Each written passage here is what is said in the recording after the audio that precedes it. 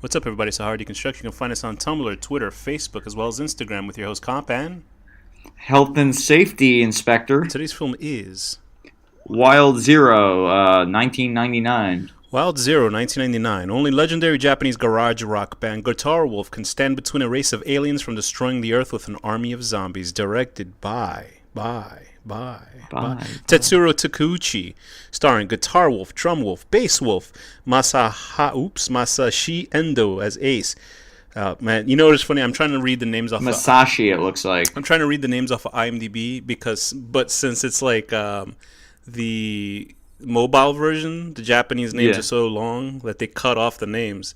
Masashi Endo. Tobio is played by Kwancharu Sitiche. And Captain is played by Makoto Inamaya. Haruka Nakajo as Yamazaki, Shiro Namiki as Kondo, Taneko as Hanako, Masao as Masao. Is Taneko like a star over there that they have one name? Yeah, I guess it's sort of like how many one name stars do we really have in America? We have Cher, Madonna. Yeah, Cher, Madonna. Lady Gaga. That's one name. All right. So this movie is. Here's the thing. When I was trying to find out the name of, I actually heard about this movie a long time ago. Obviously, during the booming phase of Japanese cult cinema during the '90s, and for some reason, Japanese always have an interesting take on the zombie genre, and they always do. Like we saw a couple of zombies. We saw I Am a Hero. We also saw a handful of Japanese ones, but even that Hell Driver. I Am a Hero is amazing. Yeah, and I've seen a couple offhand, like Tokyo Zombie, which is pretty neat. They're really interesting take because it's interesting to see essentially an American-bred genre of film filtered through Japanese lens. Do you know what I mean? Yeah. So they keep some of it while keeping the sort of very traditional Japanese sensibilities. So it's funny to see those two kind of mix up. And I like the designs of the zombies. Yeah, they're very George Romero zombies. It's funny because the movie was on archive.org. And because a lot of Japanese films don't make it here in the U.S., I'm pretty sure Wild Zero did, as in like DVDs and stuff like that. But the subtitled version that we saw, they left out some subtitles. Like there's characters. Yeah, I noticed because I'm pretty sure they were referring to Night of the Living Dead. Yeah, and they but definitely it didn't say it. One character definitely, I'm sure he says Night of the Living Dead. It's just not subtitled. And then I knew it had to be what he was talking about because he says, if I would have known this was going to happen, I would have watched it. It was just such a stupid joke. But Wild Zero apparently, sorry, not Wild Zero, but Guitar Wolf is a trio. Actually, I think it's a duo. I don't know if they're even together anymore. No, Guitar Wolf, Bass Wolf, and Drum Wolf. Yeah, no, but I'm saying now. This is a couple years later, and one of them passed away. Okay. And they're a trio. It was not Guitar Wolf didn't die, neither did Drum Wolf. But they're a trio. I really don't know the differences between rock genres. They have to be very obvious for me to see the difference. Like I don't know the difference between death metal. Yeah, like rock, not metal, but rock. Like this is considered garage rock. For some reason, when I first heard it, I thought I would think this is like punk. That's what I thought too. But punk is very like if you think about punk, you think of like the Clash and not the Clash. Who are those guys? Sex Johnny Pistols? Rotten, yeah. Like that kind of stuff. So I would have thought this punk because in one review it calls them a punk band, but like on the IMDb it says they're a garage rock band. So I really don't know the difference. But garage rock I think is really sort of not shitty rock music, but sort of really raw, homegrown, like homebrew type of rock. So in any case, it's rock and roll. Right, it's all rock and roll. So this film centers. It's not a very complicated film, and we're gonna get into spoilers. If you haven't seen this movie, there's a major character change in the middle of it that you might not want to spoil yourself when listening to this episode, and we'll discuss it We're gonna discuss it very carefully and very briefly in this episode. But don't listen to this review if you haven't seen the film. And I don't think this will be a funny episode, but just listen, watch the film, and then come back and listen to us. Let us discuss this a little bit. Listen to it. So this film is very, very punk rock aesthetics. I'm trying to think of the other film that we've seen. It was basically like a big music video. It is, because I think the director of this film had directed other Guitar Wolf videos. Because there was no point where there wasn't music playing. It was great. Yeah, and the whole soundtrack was done by Guitar Wolf, the band, I believe.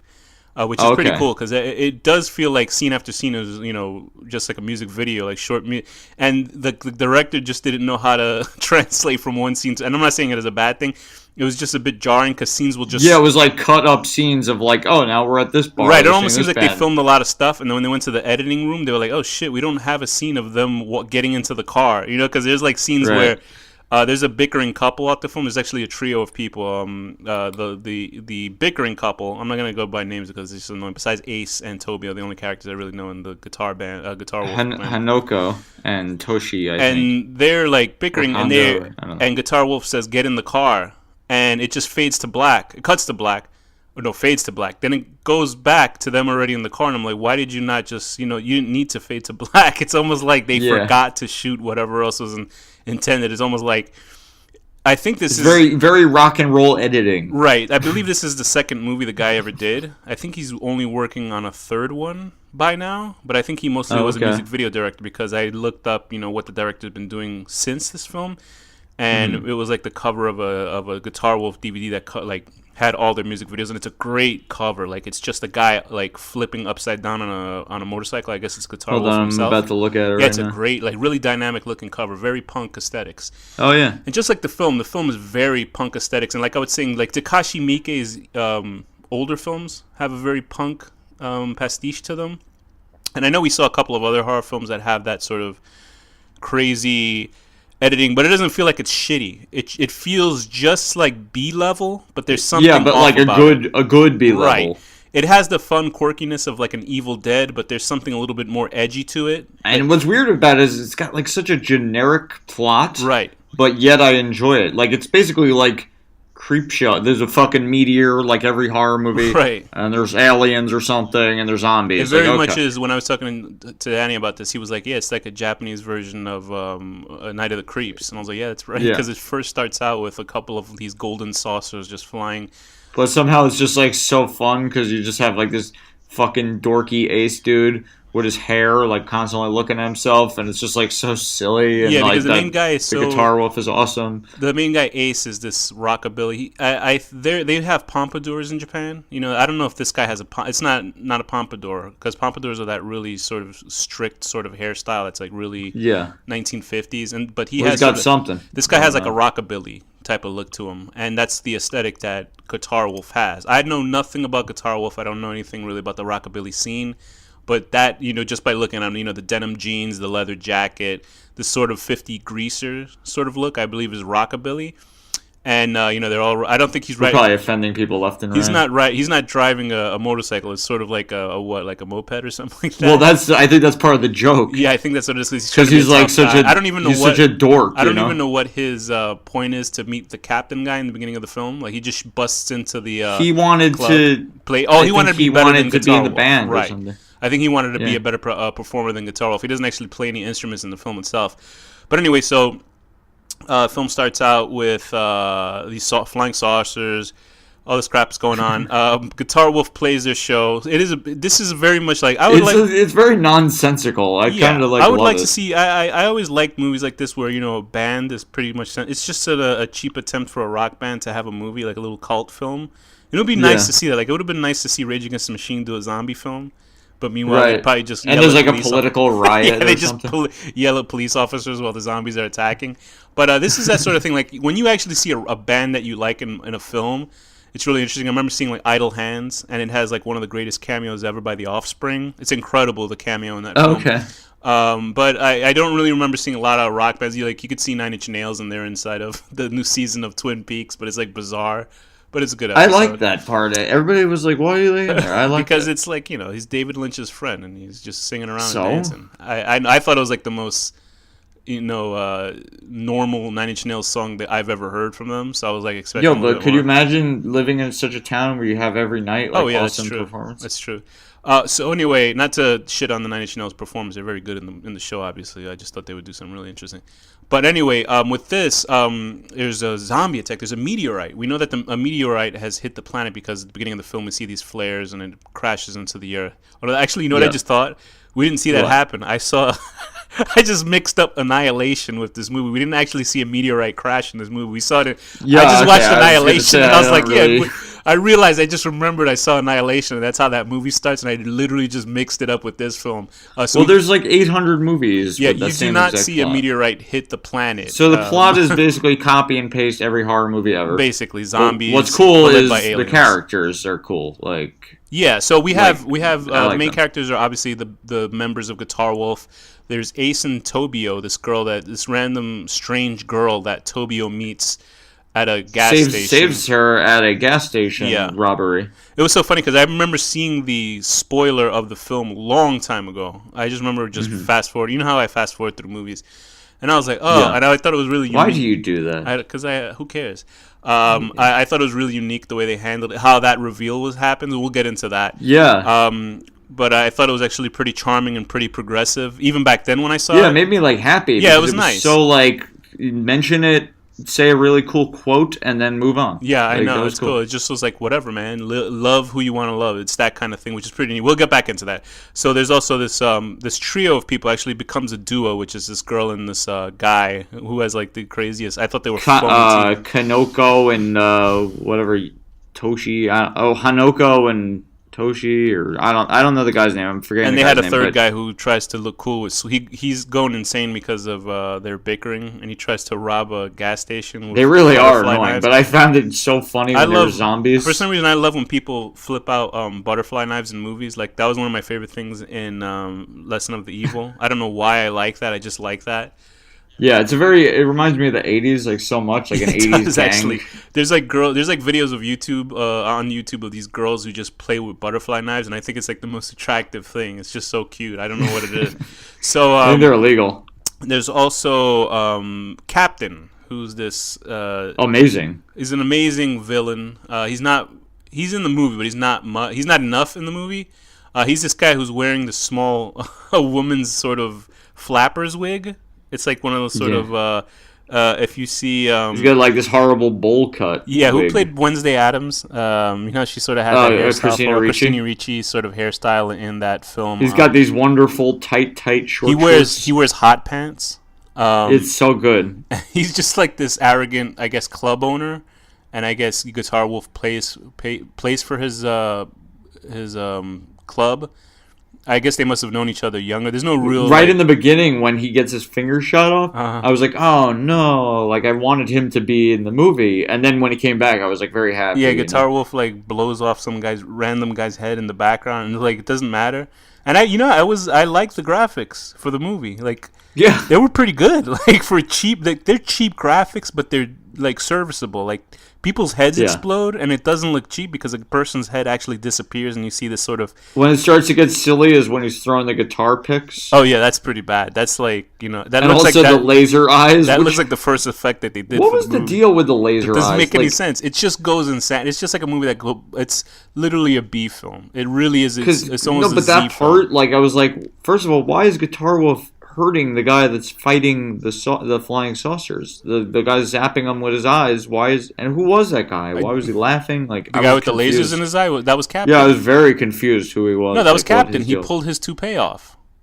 Why? Oh, okay. He was bitten okay. by I a was zombie. so confused. What was he happening? was bitten by a zombie, and he took his Right. wig off, and for some reason he got magic powers and started shooting lasers out of his eyes. I His did not understand his that hatred that was was him. I so was very gigantic confused. that he was able to shoot lasers from his eyes. And Right.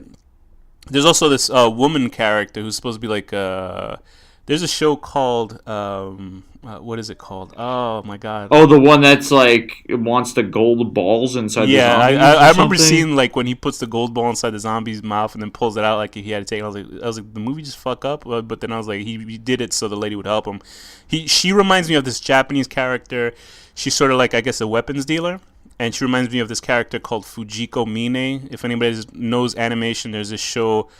Lupin the Third, which is about a couple of thieves in Japan. It's really fun. I've seen a few episodes. Yeah, it's of that. it's actually a very fun show, and she reminds me of sort of like Fujiko Mino, but if she was a real fucking witch, because I didn't like. Yeah, I ended she's up an not asshole. liking her character because she does something very assholishness yeah. at the end of the film when she just shoots Hanako and just kills her. Like Hanako's What an an asshole. asshole.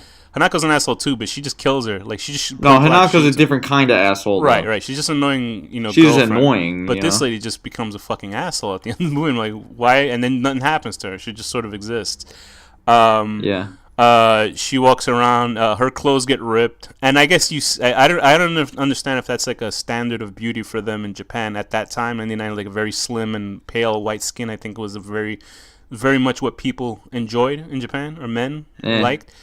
I know Danny likes big butts. Well, listen, Japan is moving into American aesthetics because there are women there with large rumps that I don't understand how it's possible. But apparently they do surgery. This is me being scientific. No. They do surgery where they're injecting fat. It's not silicone. So it's basically fat to where it's not usually put in the body. Like if they have a lack of butt or breasts, now they have... No one should do those things. But Danny, when you see the results... It's almost like, holy Lord Almighty! They're literally Japanese women that have like but who's fat? I mean, it's some fat taken out of some guy's butt or something. That's all right. That guy made a great fucking donation. Trust me, because now there's Japanese women that have Puerto Rican. But then you're bodies. grabbing it, and it's like you're grabbing like some. That's fine. I'll thank Jose. Beer gut or something. I'll thank Jose right after. Anyway, okay. So it's the main focus of the film, and then Ace has this budding romance with a character named Tobio, who when I first saw it, I was like, when I first saw the sequences of in '99, I was like, there was something with her. She's obviously, I think she's Thai or Filipino. Yeah, that's the only Thai actor in the movie because they shot it in Thailand. Did not expect it at all. Did you? Okay, yeah. No, I was like, oh wow, she's cute. Like, and she's obviously dubbed. So, but the thing is, I don't know whether she is like the actress. I don't know if the actress is actually an actor or it's an actress. You know what I mean? I don't know. No, she's on IMDb. No, there was an actress. There was a woman voice doing the dubbing over. But the actress of Tobio herself, I don't know if she continues playing women in other films or anything. She's very slight framed, but a lot of Japanese women have that body frame, so you can sort of just like, oh, okay, go with. Once I knew what her deal in the film, she's actually she was born male with male genitalia, and it's it shows you how it's almost like a Jim Carrey moment in the film of Ace Ventura. So I'm sure what I liked was like they kind of just did it super quick. It's like, okay, he's freaked out. It makes sense. And then like 2 seconds later, though, the guitar wolf is like, what does he say? Love has no boundaries, or rock and roll, which is great. Like that was fucking awesome. Like, and then they never mention it again. That's the part that I thought was great. And the fact that it was like done in the '90s, just because there was a lot of gay cinema in the film. Like if you go watch movies by Greg Araki, he does really good films that have center on gay characters and stuff like that. It was just cool that they didn't. Make it wasn't a fucking thing. big deal. Like it was a big deal that guys ran away. Like at the very beginning of the film, this guy says, "Hey, you weirdo!" He runs off. I guess he was gonna have sex with her at the beginning of the film, and then he finds out that she was born male, and then runs off. And then she comes back again, which I guess would have been a major, foreshadowing. Also in the opening credits, there's a foreshadowing drawing of a penis, which they reuse when he sees her nude. So, it's such a quick flash. Yeah, it is, right. So it's the same penis drawing that's in the beginning of the film. So, but it's interesting. But I like the way that they handled it. Like he was just like, love has no. I mean, it's just nice that the main character. It's just good that they didn't go on. The main guy falls in love with a woman who has the same genitalia as him, and it wasn't a fucking problem. It wasn't a big deal. Like he freaks out at the beginning because he doesn't want to deal with that, and but he loved that character no matter what. So that was nice. I thought that was interesting. And then it just becomes bizarre, weird shit of throwing guitar picks. The zombies are like these bluish characters with roughed up face, and they look obviously like George Romero style of zombies, and that's obviously what they were based on, cause like on Dawn of the Dead kind of stuff, and I liked it. It's cool. There's enough action in the film. Like there's parts when Ace is going nuts on all the zombies, and there's a part where where Guitar Wolf takes off the head off of his guitar neck and turns into a samurai sword and slashes. That was fun too. That was very Clockwork Orange. It's a weirdo film, but it's nice. It's just nice and little and cute. And you know what's cool is I'm looking at the IMDb. It's like people who like this also like Story of Ricky. Oh, good. Hell Driver. Good. I would say Hell Driver is like a modern version of this film. And then other ones but that more I grotesque. Don't really know. So I mean, there's not really much we can talk about this film because there's not a lot of plot, and it's nice that it follows like a select bunch of characters, and they're all interesting in their own rights. Like the bickering couple is the least interesting to me, but it was rock and roll. It was rock and roll. I love the way they screamed that rock and roll throughout the whole film. Yeah. It's just fun, you know what I mean? It's just like this is a movie you can watch on a big screen, like if you were like at a party or at a drive-through kind of thing, a midnight film. This is a perfect type of midnight film that I think people would enjoy watching over and over. I don't really have much else to say. What do you think? No. Do you really have any negative feelings about this film? I don't think so. I don't have really. Not really. I mean, for what it is, it's like I think the only thing that bugged me were the fades to black. But then I was like, whatever. It's just what this film is. It's not like for what it is. Like it's not like a great film, but to watch with your friends, like when you're bored, it's like perfect. Yeah, it's just utterly bonkers. That's the best way I can say it. So with that, I would give this I was gonna give it a 6, but I'll give it a 7 out of 10. Finding the enemy of your life was meaning to chase you down. Your enemy of all enemies pulls off his wig and shoots lasers out of his eyes at you. And what can you do but destroy him? With a bazooka. Yes. I'm gonna give this. I agree. I will give this a 7 out of 10. Fighting with your significant other all the time when you're alive, and then having gentle romantic moments when you're dead. Yeah, I'm glad they didn't show them drop dead when the alien ship exploded. So yeah, because it was nice seeing them get together for that final time. And with that, Danny, what's the final word? Death. Excellent.